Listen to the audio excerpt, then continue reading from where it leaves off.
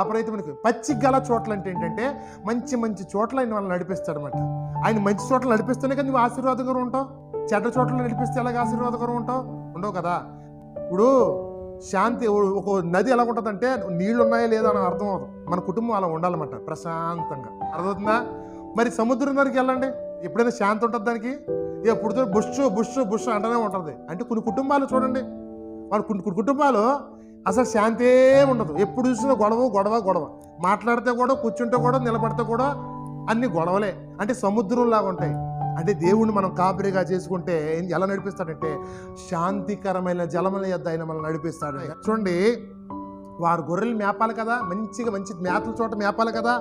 మీరు క్రొవ్వును గొర్రెలను వధించి క్రొవ్వును తిని బొచ్చును కప్పుకుందురు, కానీ గొర్రెలను మేపరు, బలహీనమైన వాటిని బలపరచరు.